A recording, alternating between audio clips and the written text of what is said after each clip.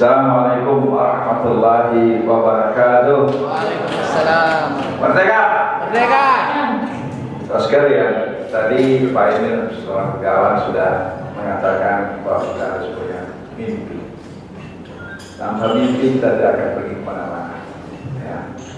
Kita belajar pada Founding Fathers kita, Bung Karno, Bung Hatta, dan teman-temannya di tahun 20-an. Bung Karno seorang arsitek, Bung Hatta ekonom. Beliau bermimpi Indonesia merdeka. Padahal di depan mata sudah kehidupan yang pasti. Bung Karno bisa hidup enak, makan enak, senang, karena lulusan Indonesia sudah hebat. Makanya Bung Hatta dan teman-temannya, beliau berani menafikan hal yang sudah pasti untuk satu nilai yang tidak pasti. Artinya beliau untuk itu berkorban dan dikorbankan, masuk penjara, dibuang kemana-mana. Nah, kita harus bersyukur dan terima kasih kepada beliau. Tanpa ada orang yang punya mimpi, kita tidak boleh Indonesia merdeka. Tapi alangkah malunya saya sebagai anak bangsa, baru kita mengakui Bung Karno sebagai pahlawan nasional pada tahun yang lalu. Malu saya, sangat malu saya. Kita tidak pandai berterima kasih. Nah, oleh karena itu, ya kita juga harus punya mimpi. Mimpi kita gak ada ongkos. Kita ditangkap oleh KPK, kita ditangkap oleh polisi, gak ada penangkapan. Sebab kita mimpi, hari ini kita bermimpi Indonesia bebas rokok. Kapan? Ya Bung Karno ketika mimpi atau kapan? Ya tidak. Kapan mereka? Kita bisa. Kapan? Bisa. Tadi saya dengar kebanyakan sebagai ekonom kita perutnya dari sudut iman saja. Ngatur bagaimana dengan merokok. Coba kita tanya, siapa yang bekerja dari mana? Dari kesehatan, perindustrian. Ya tidak. Tanya siapa yang punya pabrik rokok. Kapan ada mau berhenti pabrik rokoknya tutup? Kapan? Sebalik kiamat? Ada target 100 tahun lagi, ya 50 tahun lagi, kan terus ada. Ini kita minta. Sekarang belum ada target. Kita orangnya yang berkelompok sebahan baik, semua juga.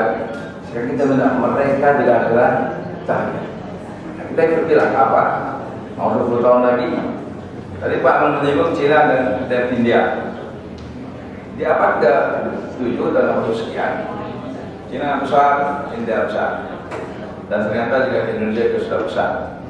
Ada namanya Candi Muara Jambi, pada tahun 600 sekian, kompleks ber 2.600 hektar, dan itu terlalu bertinggi agama Buddha. Nah, kenapa di Muara Jambi? Karena waktu itu kalau orang dari Cina mungkin ya, itu jalan darat lama, maka jalan laut. Ketika matahari di selatan dari Cina berhenti di Muara Jambi. Mungkin dia dari India terus Muara Jambi. Kenapa? Situ banyak cula badak untuk obat-obatan, banyak emas namanya Swarna Dwipa, banyak rempah-rempah. Nah sekarang Cina besar lagi, India besar lagi, baratnya ada juga Indonesia. Tapi kata orang Jawa, ono jamane, ono wonge. Nah wonge siapa ini yang populasi penting sekali Pak. Kalau salah wongnya, kita hilang, selesai. Nah ini saya ingin menyampaikan, Cina sekarang sudah maju. 93, cadangan devisa Cina cuma 10 miliar dolar Amerika Serikat. Indonesia waktu itu sudah 30 miliar dolar Amerika Serikat. Orang pandai di Cina belum banyak. Waktu itu Cina, saya ingin menjadi pendiri dan anggota daripada WTO. Dicegal oleh mereka.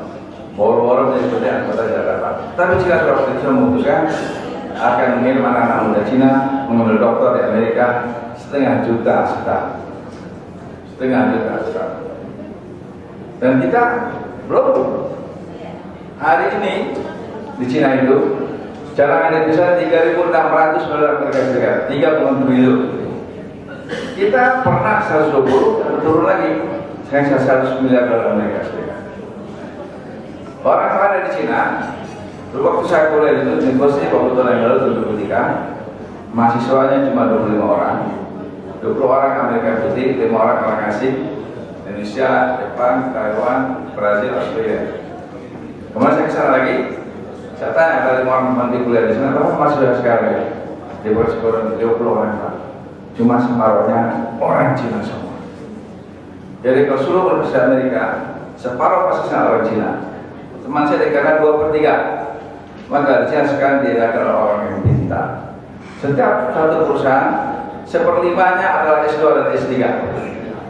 Jadi Cina punya mimpi, tapi mereka harus punya mimpi. Jadi saya ingin mengatakan Mas Dito, sebelah supply kita belum tidak apa-apa.